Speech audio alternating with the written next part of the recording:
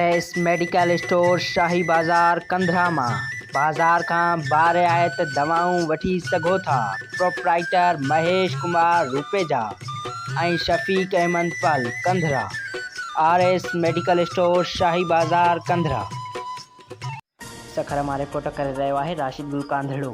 ताल किरोड़ी जे ॻोठ वॾी पटड़ी में हर साल जियां हिन साल भी सालियानी सुघड़नि जी कचहरी 9 जुलहज अंगारे जी राति 9 वॻे खां सुघड़नि जी कचहरी सुघड़ मरहूम रहीम बख्श रोशन जावरे जी औताक ते सुघड़ निज़ाकत अली रिड जी सदारत ऐं गुलाम असगर जावरे जी मेज़बानी में थी गुज़री।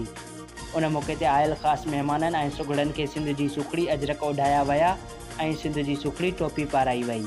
उन मौक़े ते कचहरीअ जो आगाज़ नात ख़्वान अब्दुल जब्बार ढंढण तिलावत पढ़ी करे कयो। उन मौक़े ते मोहम्मद उमर बेहण अब्दुल जब्बार ढंढण एहसान ढंढण ऐं ॿियनि नातियूं पढ़ियूं।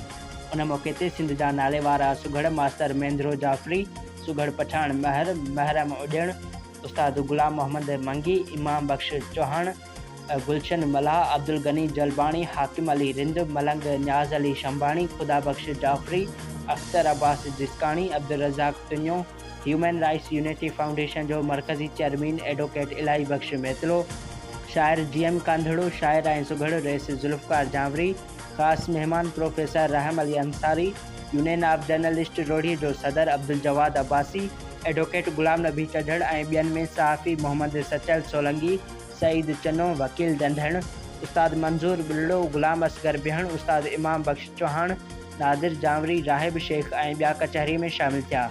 सॼी राति शाइरी ॾोर बैत चया विया ऐं गुझारतूं ॾिनियूं वयूं।